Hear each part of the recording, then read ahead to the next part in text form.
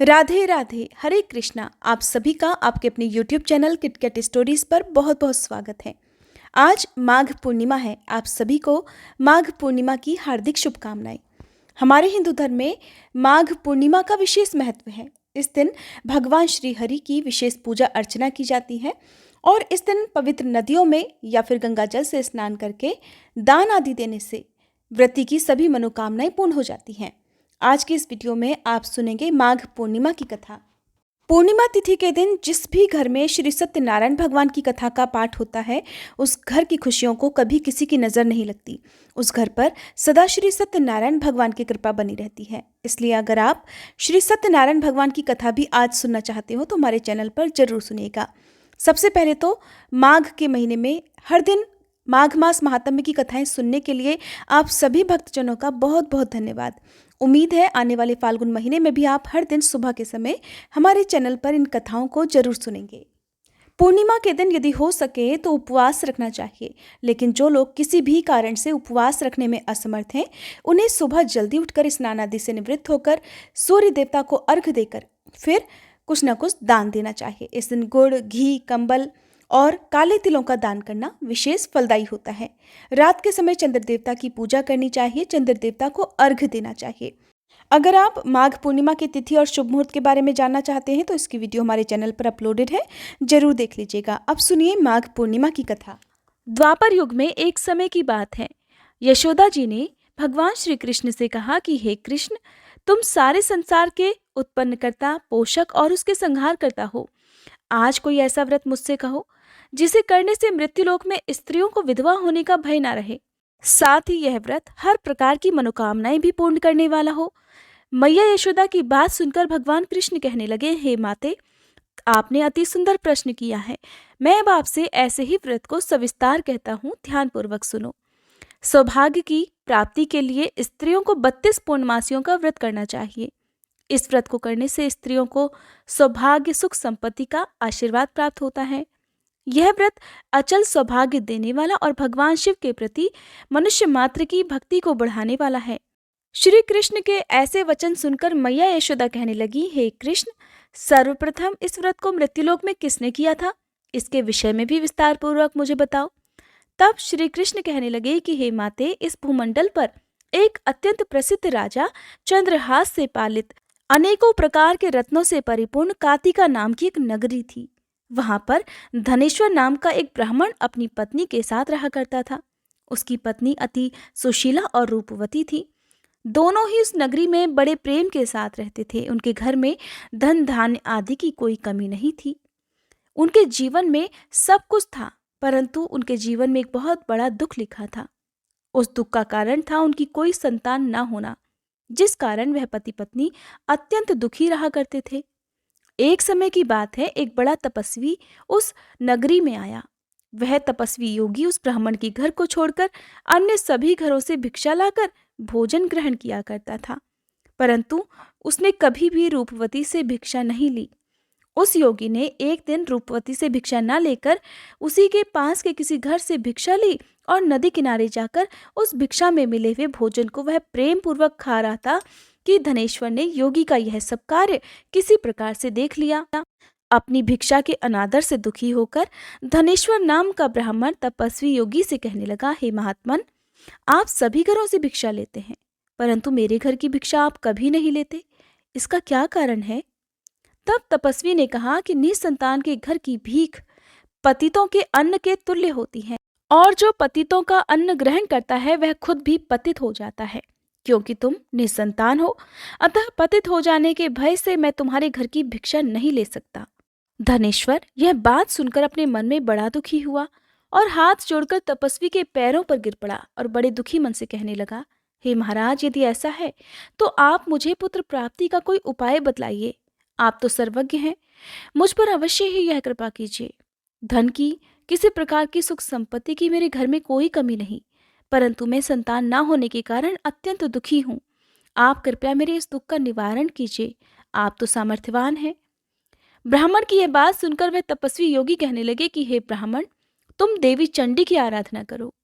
घर जाकर तब उस ब्राह्मण ने अपनी स्त्री से सारा वृतांत कहा और स्वयं तपस्या करने के लिए वन में चला गया।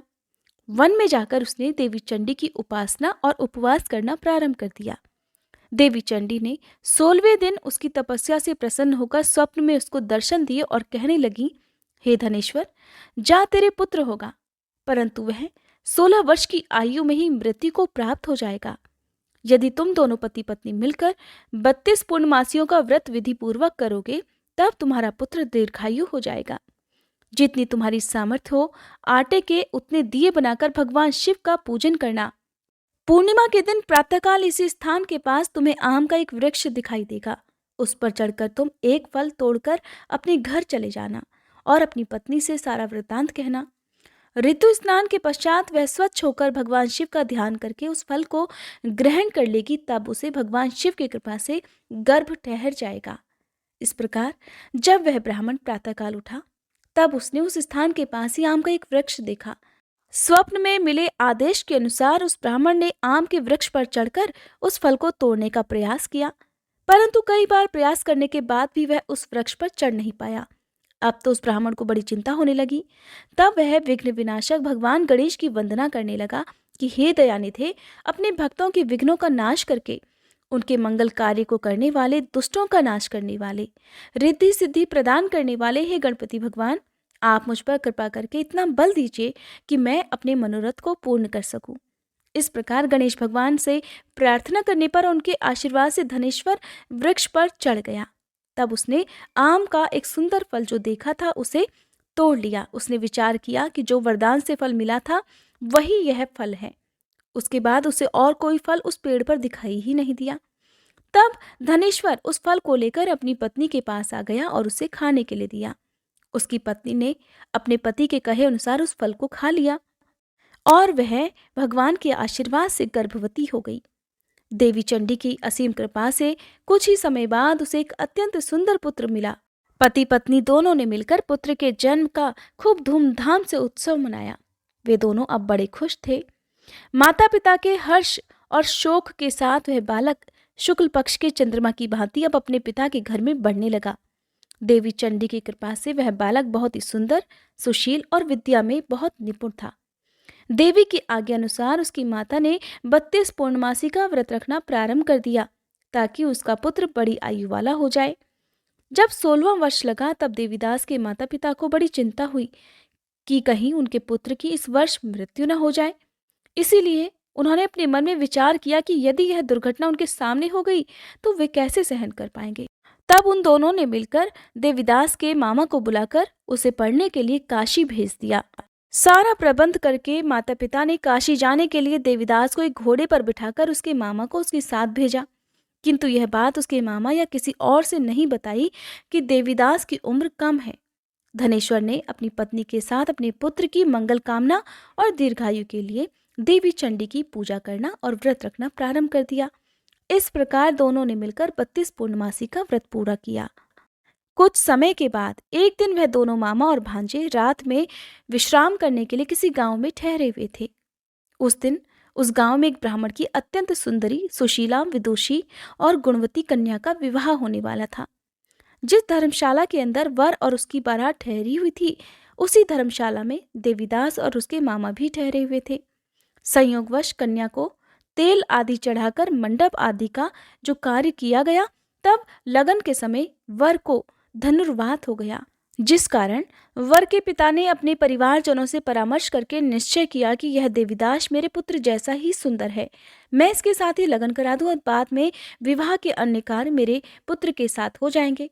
ऐसा सोचकर देवीदास के मामा से जाकर वह कहने लगे कि यदि तुम थोड़ी देर के लिए अपने भांजे को हमें दे दो, जिससे विवाह के लगन का सब काम पूरा हो सके।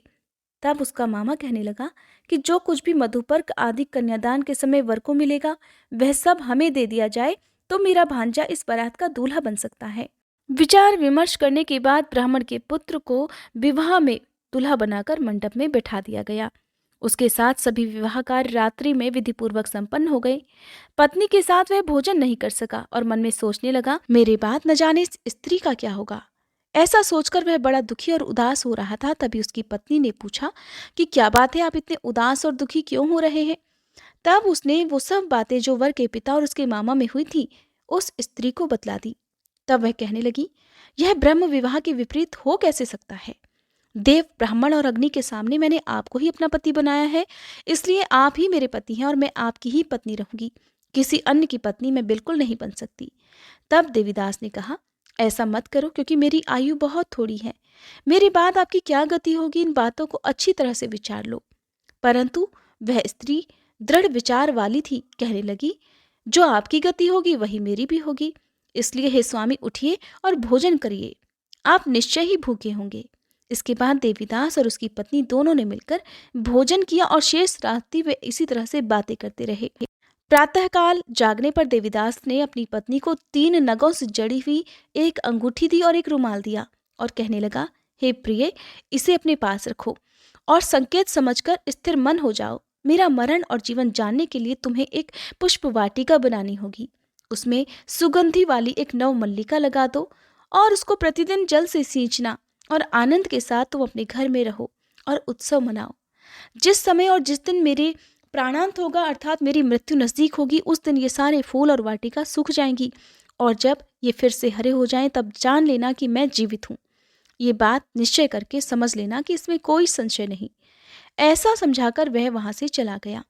प्रातःकाल होते ही वहां पर गाजे बाजे बजने लगे और जिस विवाह के कार्य समाप्त करने के लिए वर और सभी बाराती मंडप में आए, तब कन्या ने वर को भली प्रकार से देकर अपने पिता से कहा कि ये मेरा पति नहीं है। मेरा पति तो वही है जिसके साथ में रात्रि के समय मेरा पाणी ग्रहण हुआ था। इसके साथ तो मेरा विवाह ही नहीं हुआ है। यदि ये वही है तो बताए कि मैंने इसको क्या दिया। मधुपर्क और कन्यादान के समय जो मैंने भूषण आदि दिए थे उन्हें दिखाए और रात में मैंने क्या गुप्त बातें कही थी वो सब भी बताए। तब पिता ने उसके कथनानुसार वर को बुलवाया। कन्या की वो सब बातें सुनकर वह कहने लगा कि मैं इस बारे में कुछ नहीं जानता। इसके पश्चात लज्जित होकर वह वर अपना सा मुंह लेकर वहां से चला गया और सारी बारात भी अपमानित होकर वहां से लौट गई। तब भगवान कृष्ण कहने लगे, हे मैया, इस प्रकार देवीदास काशी विद्याध्ययन के लिए चला गया। जब कुछ समय बीत गया तब काल से प्रेरित होकर एक दिन एक सांप रात के समय उसको डसने के लिए वहां पर आया। उस विषधर के प्रभाव से उसके सोने का स्थान चारों ओर से विष की ज्वाला से विषैला हो गया, परंतु व्रत रखने के प्रभाव से उसको वह सांप डस नहीं पाया, क्योंकि पहले ही उसकी माता ने 32 पूर्णिमा का व्रत धारण किया हुआ था। इसके बाद मध्याह्न के समय स्वयं काल वहां पर आया और उसके शरीर से उसके प्राणों को निकालने का प्रयास करने लगा, जिससे वह मूर्छित होकर धरती पर गिर पड़ा। भगवान की कृपा से उसी समय देवी पार्वती के साथ भगवान शिव वहां पर आ गए। उसको मूर्छित दशा में देखकर देवी पार्वती ने भगवान शिव से प्रार्थना की, हे भोलेनाथ, इस बालक की माता ने पहले ही 32 पूर्णिमा का व्रत किया है, जिसके प्रभाव से हे भगवान अब आप इसको प्राणदान दे दीजिए। देवी के इस प्रकार निवेदन करने पर भोलेनाथ ने उस बालक को प्राणदान दे दिया। इस व्रत के प्रभाव से काल को भी पीछे हटना पड़ा और देवीदास स्वस्थ होकर उठ बैठा। उधर उसकी पत्नी उसके काल की प्रतीक्षा किया करती थी। एक दिन जब उसने देखा कि उस पुष्प वाटिका में पत्र पुष्प कुछ भी नहीं रहे, तब उसे अत्यंत आश्चर्य हुआ और जब वह वैसी ही हरी भरी हो गई तब वह समझ गई कि उसके पति पर छाया संकट दूर हो चुका है। वो बड़ी प्रसन्न मन से अपने पिता के पास जाकर कहने लगी कि पिताजी, मेरे पति जीवित हैं, अब आप उनको ढूंढिए। जब 16वां वर्ष बीत गया तब देवीदास भी अपने मामा के साथ काशी से चल दिया। इधर उसके ससुर उसको ढूंढने के लिए अपने घर से जाने ही वाले थे कि वे दोनों मामा भांजे ठीक वहीं पर आ गए। उन्हें अपने घर पर आया देखकर उसका ससुर बड़ी प्रसन्नता के साथ अपने घर में उन दोनों को ले आया। उस समय नगर के निवासी भी वहां इकट्ठे हो गए और सभी ने निश्चय किया कि अवश्य ही इस बालक के साथ इस कन्या का विवाह हुआ था। उस बालक को जब कन्या ने देखा तो पहचान लिया और कहने लगी कि ये तो वही है जो संकेत करके गए थे। इसके पश्चात सभी कहने लगे कि भला हुआ जो ये वापस आ गया, और तब सभी नगरवासियों ने मिलकर आनंद मनाया। कुछ दिन अपनी ससुराल में रहने के बाद देवीदास अपनी पत्नी और मामा के साथ ढेर सारे धन और उपहार के साथ अपने घर के लिए चलने लगे। जब वे सब मिलकर अपने गांव के निकट आ गए तब कई लोगों ने उन्हें देखकर उनके माता पिता को पहले ही जाकर सूचना दे दी कि तुम्हारा पुत्र अपनी पत्नी और मामा के साथ वापस आ गया है। ऐसा समाचार सुनकर माता पिता को पहले तो विश्वास नहीं हुआ। जब उन्होंने खुद जाकर देखा तो उन्हें बड़ा आश्चर्य हुआ और तब देवीदास ने अपनी पत्नी के साथ अपने माता पिता के चरण छूकर उनका आशीर्वाद प्राप्त किया। तब माता पिता ने इस चमत्कार को देखकर अपने घर पर बहुत सारे ब्राह्मणों को बुलाकर उन्हें यथासंभव दान दक्षिणा उपहार में देकर उन्हें प्रसन्न किया और उनका आशीर्वाद प्राप्त किया। भगवान कृष्ण कहने लगे कि हे माते, इस प्रकार धनेश्वर 32 पूर्णिमाओं के व्रत के प्रभाव से पुत्रवान हो गया। जो भी स्त्रियां इस व्रत को रखती हैं वे जन्म जन्मांतर में वैधव्य का दुख नहीं भोगती और सदैव सौभाग्यवती बनी रहती हैं। ये मेरा वचन है और इसमें कोई संदेह नहीं मानना। ये व्रत पुत्र पौत्रों को देने वाला और संपूर्ण मनोकामनाओं को पूर्ण करने वाला है। 32 पूर्णिमाओं के व्रत करने से व्रती की सभी इच्छाएं भगवान शिव की कृपा से पूर्ण हो जाती हैं। ये थी पूर्णिमा व्रत कथा। अगर आपको ये कथा पसंद आई हो तो प्लीज़ वीडियो को लाइक करके हमारे चैनल को सब्सक्राइब करना मत भूलिएगा, ताकि हर दिन आप हमारे चैनल पर इसी तरह की और अन्य कथाएं सुन सकें।